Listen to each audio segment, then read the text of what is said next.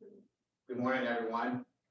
I'm Del McPherson, Vice Chair of the Board for Central Florida Speech and Hearing, and I'd like to thank you for joining us this morning for our first in a series of discussions about plan giving. And if you have questions or comments throughout the presentation, please feel free to use the chat option within the Zoom, and we'll be glad to answer those questions towards the end of the presentation. At this time, I'd like to be able to show and share with you a quick testimony and tribute to an individual whose giving and time and giving of time and money to the center really helped sustain us through some times when it was much needed. So if you would join me in watching this quick tribute.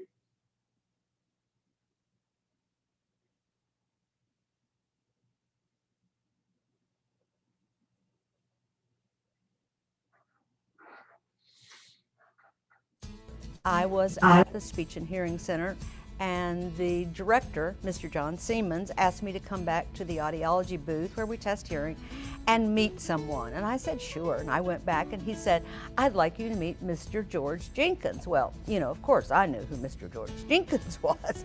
And I said hello to Mr. George. I mean, I called him Mr. Jenkins, I'm sure. And John said, I want you to look at his audiogram. And I looked at it, and I knew enough audiology at that point to know that he had a pretty significant hearing loss in his left ear and kind of a mild hearing loss in his right ear. And John asked Mr. George to tell me why he was concerned about his hearing loss. And he said that he visited public stores all over the state. And when he would go somewhere, he mentioned Miami, that he would be walking through a hotel where he was going to be staying, and someone would say something on his left side, Mr. George, Mr. George, Mr. George. And of course everybody loved him, and he didn't always hear it. And that bothered him a great deal because he never wanted someone to think that he wasn't paying attention to them. We were seeing a lot of children with speech and language problems, deaf babies, deaf children. We even had a deaf preschool going. And John Siemens told me that there were maybe at least 3 times that they could not meet payroll. And he would call Mr. George, and every time Mr. George provided those funds to meet that payroll. And there may have been more than 3, but he remembered at least 3. And I thought about when I heard that if the Central Florida Speech and Hearing Center would be around today if Mr. George hadn't made that contribution. I think Mr. George was concerned about his community. I think he and Joe Ruthven and Mr. Sykes and probably several others started something in this community that's rarely seen anywhere else in terms of giving, donors. It's a fabulous community, and Mr. George was concerned about people in the community. He came to the center one evening when we had a special recognition dinner, and he met one of our, we had a Child of the Year, and he met it, and you could just see his face just light up and smile when he met this child. He was concerned about everyone in his community, and I think especially children. That was the instance of rubella in the early 70s. At that time, we needed a piece of equipment, and the equipment was well over $10,000, and in the early 70s, that wasn't a small amount.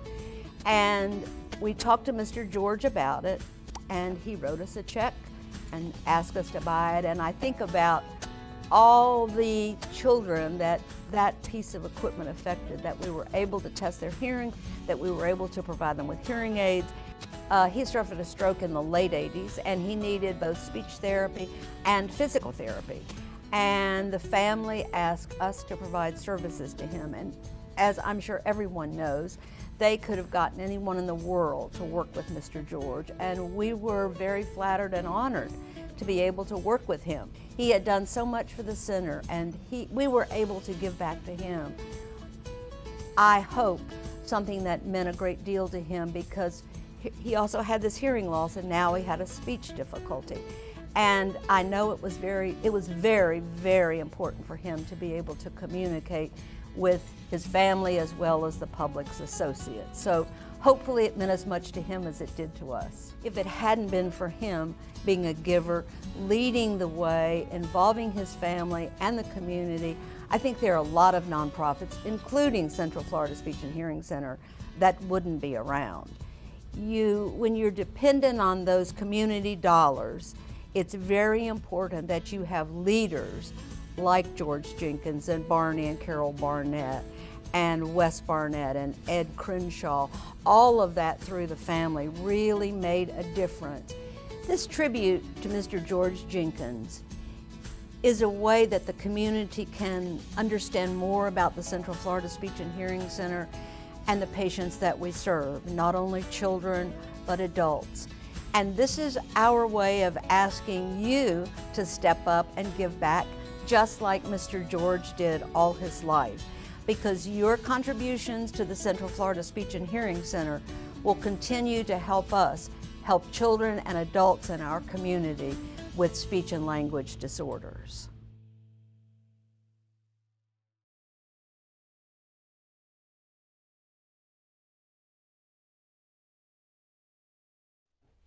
Welcome to Central Florida Speech and Hearing Center. I'm Roxanne Bonta, and we're glad that you're here to join us.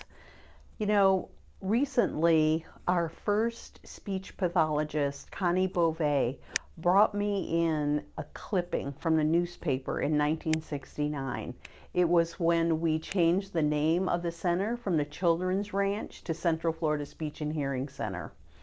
And I read through this article, and there was something that is so, I don't know if it's poetic, but it sticks in my mind. John Siemens was the director at the time, and he gave the paper a quote. And it was unbelievable, because when I read it, I thought, those are the same words that I say.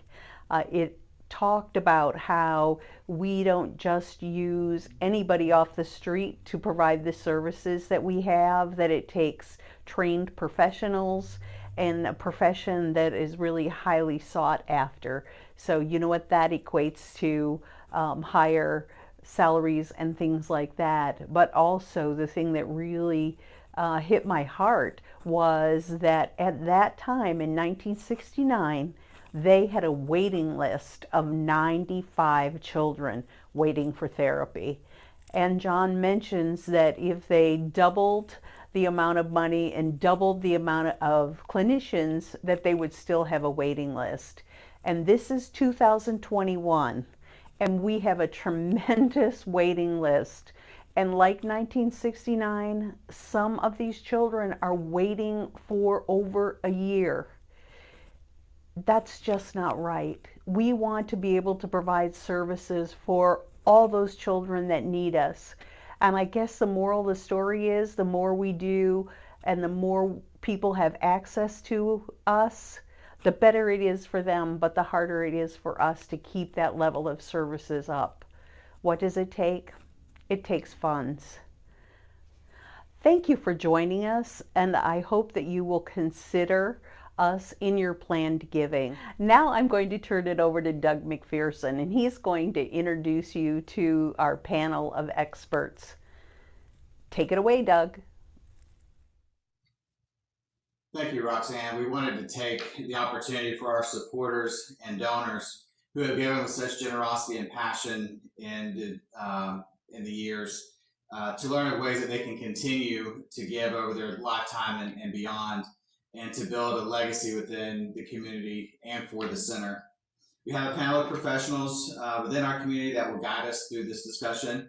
And as you have questions throughout our presentation, please use the chat within the Zoom to be able to submit questions for our Q&A session in closing. With us today, we have Scott Reed of Pilka, Adams, and Reed, PA, Peter Glotko and Tony Carrero and CPS Investment Advisors, and Bill Schichtel of Heath Funeral Chapel. Let's start with a discussion of what is planned giving. Scott, if you could give us an an idea of what that term means and in our planning, how we perhaps go about doing that? Certainly. Quite simply, plan giving is making a plan to give a gift outside of the typical distribution of your estate. So typically it involves giving to either a nonprofit organization or another institution, an academic institution, things of that nature, where you want to give us a special gift. It is very easy to do. It does not have to be enormous, but it does need to be discussed. Thank you. Peter or Tony, as you sit with clients, how do you identify their planned giving strategies and what things should be considered when talking about that strategy with clients? Clients that give tend to give, and it's an easy discussion. They bring the questions to us about planning around planned giving, not only after death, but during their lifetime. And it's something that comes naturally to them. They believe in the cause, they're motivated by giving, and it's just a matter of how does it fit into their plan. Peter, more on that? Yeah, so normally, Tony's correct, they're usually giving at that point in time, but they're very charitable minded. And the questions that usually come up are, we've been giving money to the church for so long, how do we continue to do that when we're gone? What's gonna happen to the church if we're not there giving our wealth away? So it's a discussion about, this plan for a certain distribution at death, what does that look like, how much do you want to give? And then picking the strategy of what account it comes out of to minimize the taxes as much as possible. But the motivation seems to be what comes to mind. It's at their heart's core. It's something that they've planned for and they have a goal towards, and it's something that continues to come up each time we meet in the future. So identifying what their passion is for their giving and what strategies could go about doing that during their lifetime or leaving that legacy when they're gone. Right, particularly around charities that they've been affected by, maybe through their family or through loved ones that they've worked with in the past. All things that are important to them is how they want to see their money, their assets, their goods be used by others in the future.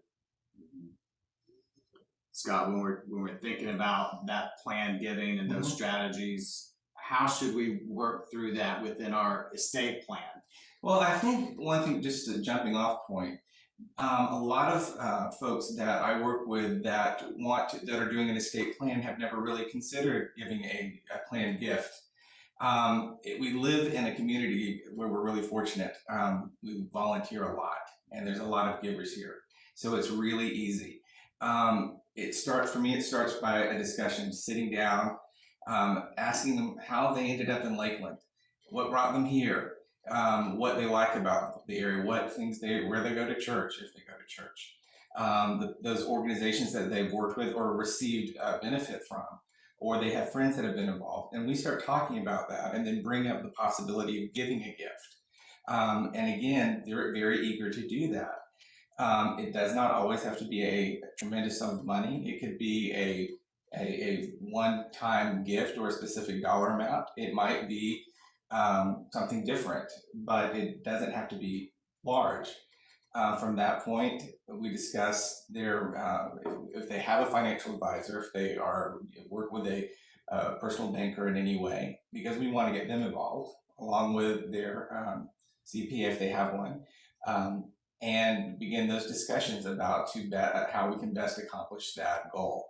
But it begins for me in a very organic process, just sort of developing a relationship with the client, getting to know them, because it's going to be a long-term relationship typically for me. So I'll see them multiple times as they go forward. And finally, it's very important once you determine to make that gift and you've identified that organization, to communicate that gift or that intention with that organization. That way there can be a line of communication going forward, because very often we're developing a plan that's not going to be acted upon until many years later, sometimes decades later. So it's just good that everybody is on the same page. The organization knows that this gift is out there, they can plan for it and make sure that that gift does not change, or in the estate plan doesn't change in the future. And when we talk about estate planning, what vehicles can we use within the estate plan to make those gifts known within it? Well, simply, I mean, it's all the regular, what we call testamentary ways. They're methods of devising property, whether it be by a last will and testament, through a trust, through an insurance policy, or a more specialized type of trust document. But it's the same tools that we really use for anything else. But again, it's identifying that gift and then communicating that with the organization that's to receive it. So as simple as just having a will in Correct. place to where it states a bequest that you're specifically giving out of the estate, Correct. or as complex as a living trust document that at the time of passing it states to who benefits from that trust, or something like a charitable trust. A charitable or- remainder trust, an ILET trust, that for more, when we need to take advantage of other tax opportunities. But I don't see a lot of those folks all the time. The majority of my clients are hardworking mom and pops that own their home, have a good savings, a retirement account. They're doing well for themselves. They buy a new car every 3 years, and they never really thought of themselves of planned giving. That sounds like something you do when you have millions of dollars, and but those gifts are important too. Absolutely, and having it written down, Absolutely. Having it. it in a testamentary document, whether it be a trust or a last will and testament. Taking advantage of tax laws and current tax situations is very important. Peter, want to talk a little bit about retirement accounts and how those play into charitable giving? Sure, usually when we talk to clients, we don't know what the future holds. So when they want to give some of their wealth away at death, we talk about doing a percentage of assets, whatever's left over. It could be a lot more than they're sitting on now, it could be a lot less depending on what circumstance they're in. When you look at their assets and the best assets to donate to charity, you want to look at the taxation of the assets.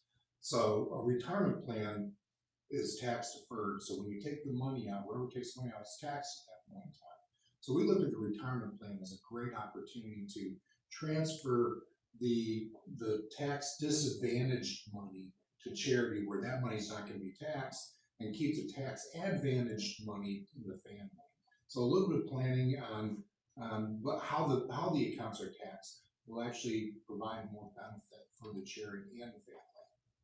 So what type of assets could we look at in those situations that could be gifted? Right, so assets that could be gifted would be IRAs, 401ks, 403bs, accounts that you put in pre-tax money, so that the person that takes it out will have pre-tax, that goes to charity, charity doesn't pay any tax on it. So moving that money to charity and keeping the after-tax will put more money in the family's pocket, and the charity will get the same amount of tax. And with the retirement plans, are there things that someone can do now during their lifetime that can be Yes. considered a planned gift Absolutely. to save on oil tax? Right, so in the past couple of years, we had a new distribution ability in the IRA. So if you're taking required minimum distribution, you're over 72 years old, you have to take this money out. There's a lot of clients that don't need the money. So they'll either roll it to their personal account and pay tax on it. Now we have the ability to pay it directly to charity without them taking it, and that's a non-taxable event. So instead of taking the taxable income, if they don't need that money, they can transfer it to charity, and 100% of it goes to charity, not the after-tax amount. Yeah, qualified charitable distribution is highly advantageous for those in a high tax bracket. Those that are giving away money during their lifetime in such a way, highly appreciated securities is another way to do that. Securities that you've owned for a long time, assets that you've owned for a long time that have a low cost basis and have a very high market value at today's prices could be donated and gifted away, and the charity won't have to pay that income. And that's during lifetime, because at death, you get a supplement basis in those, so there is no tax. Those are the best ones after death to pass on to families that don't pay tax. But during lifetime, passing your appreciated securities to avoid capital gains. That's another great tax strategy that we use. And I really agree with what you said, bringing up two important points about that circumstances change. I think that's the only constant in life. I learned that in calculus. And also too is that giving a percentage as opposed to a specific amount, because that amount may not be available.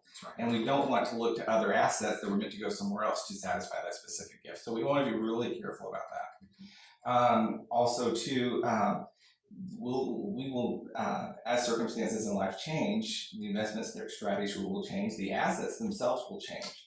So that's again why it's so important to have the communication between the advisor and the estate planning attorney, or the accountant. So when we look at assets, whether it be cash or investment accounts or other tangible assets that could be used to make those gifts, what kind of things are we looking at? Whether it be stocks and bonds or the life insurance proceeds, right? Well, Artwork. Anything that's left at death could be used to give to charity. But when we look at identifying the assets, we look at the taxability of it. Would the family be better off getting this asset or the charity? Because we know the value at death, if there's a percentage of assets or a direct value, that needs to go to charity. Now you have to pick which assets are the correct ones to do that with. So, and by doing that, the family walks away with a little bit more money. Charity's whole, so a little extra work always goes along that. Sure.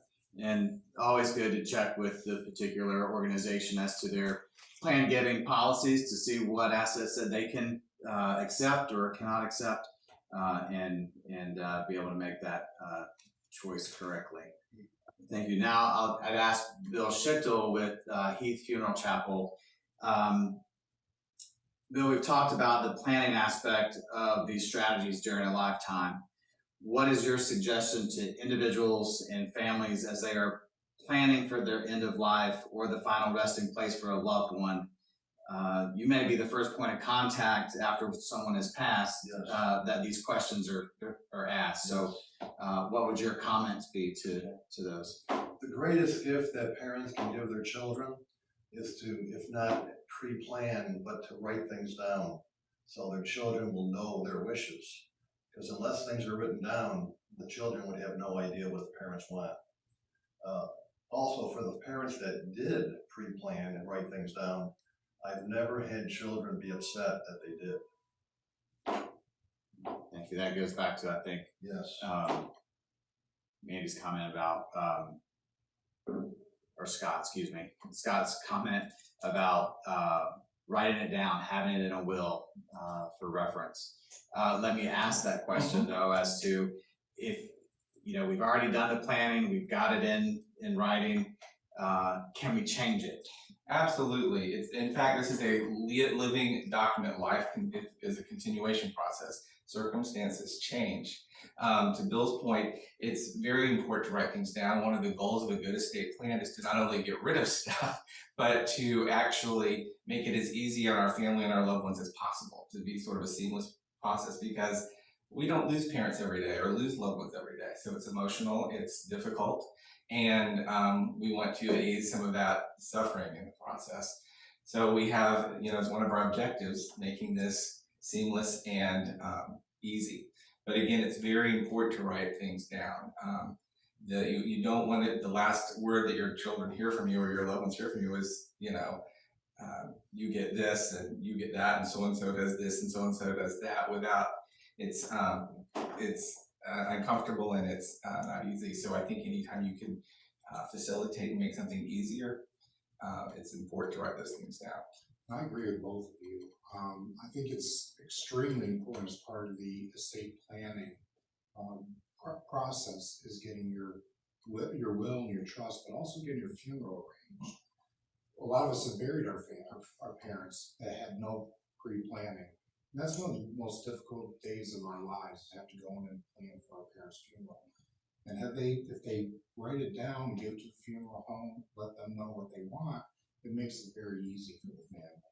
It takes that stress out that doesn't need to be there. So That's part of the estate planning that we require clients to go It's through. one less thing for the family members to worry about. It's And a, it's a huge worry if it's not done. it's a great gift. Yes. One of the best gifts. And also too, you've been very careful in developing your wealth and in having something to give, and it's important that you do the same thing in disposing of it and making plans that it's orderly, distributed in an orderly fashion, and not to put your children. I think something that we see a lot is where there has not been a pre-need plan put in place for estate, for burial or cremation purposes, and children are having to sometimes guess. pull out their Yeah. credit cards and Spend a lot more put than a some little more, parents may and not have. it brings up, sometimes it's not just a financial issue, it's children just don't always agree. They don't agree, and they end up spending a lot more than they should have spent. Just honor the parents, so the parents are bringing it down a lot cheaper. And if it's done and it's done fair for all the family members, it keeps all the harmony in the family. Mhm. Because nothing is worse than there's a disgruntled family at the time of death. Throw some And stress too in many there. times we're the referee in the arrangement process. Exactly right.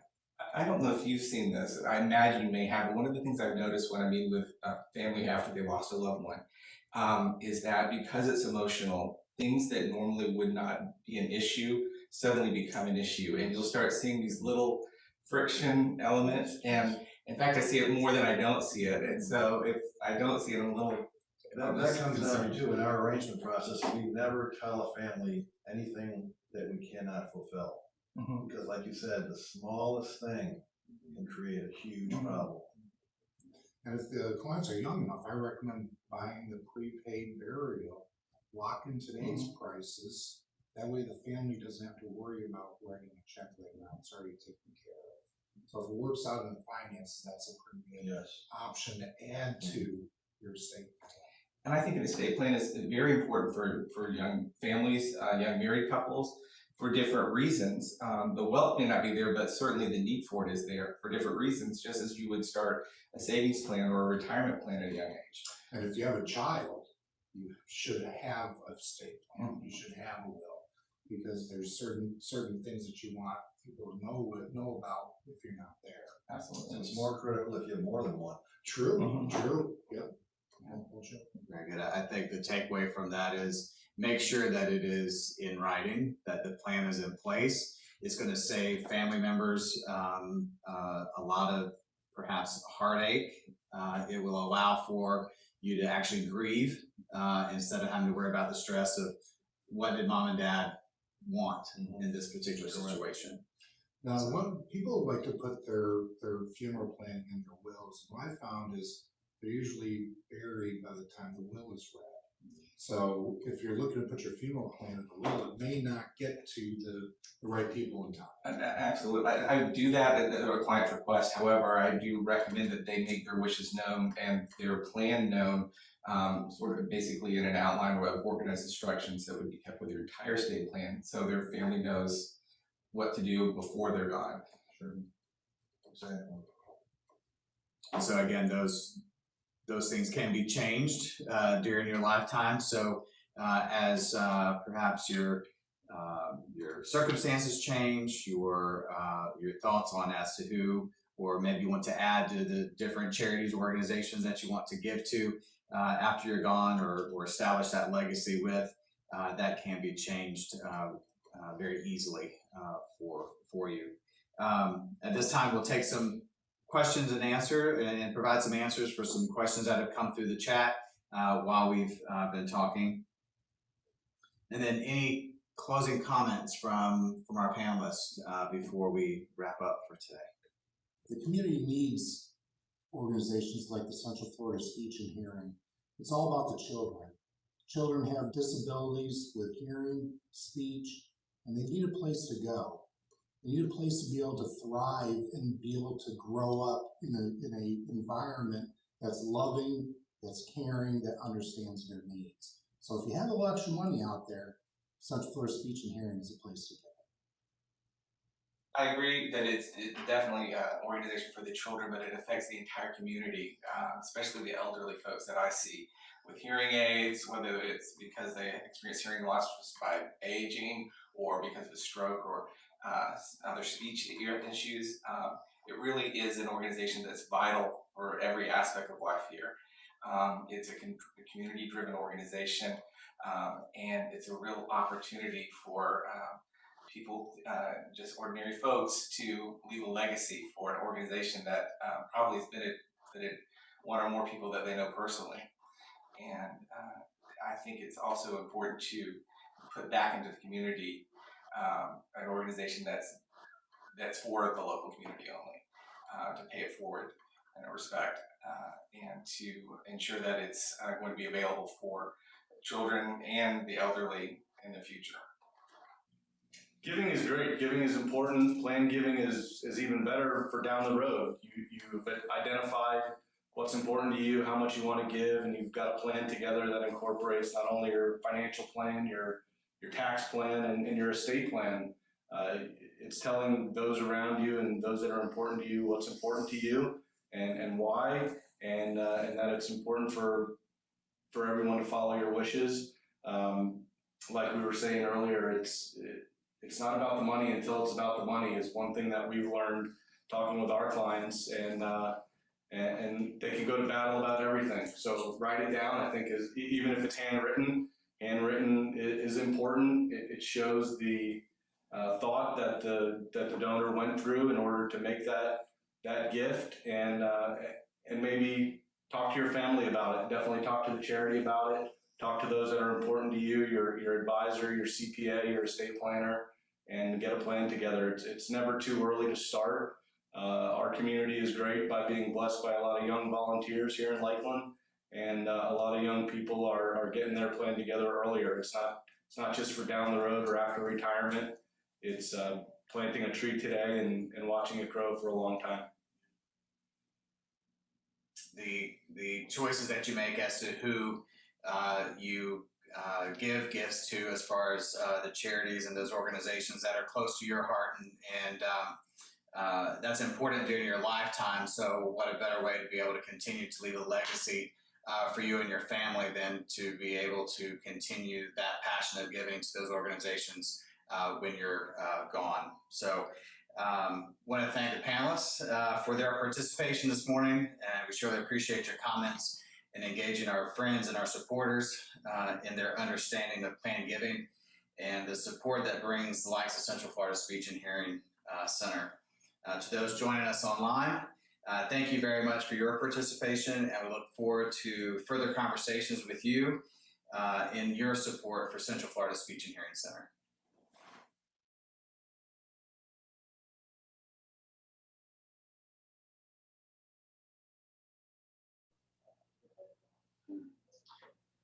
Just want to take the opportunity to, again, thank you all for joining us today. If there's any questions that anyone would like to address the panel with today, please feel free to, or you can contact us online and by email or phone.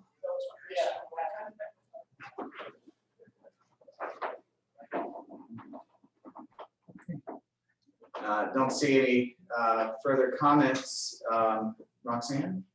Thank you for joining us, and gentlemen, thank you for lending us your expertise and support. We really are a community entity, and without you and your support, we can't do what we do. You make a tremendous difference each and every day for us. I'd like to say, check us out. You know, we'd love to give you a tour if you want to stop by and see firsthand what we do. If you'd like to send us an email, please feel free to do that. We have a website that's pretty robust, and you can ask us questions there at www.cfshc.org, or just give us a call. Thanks for joining us today. Goodbye, everyone. Thank you.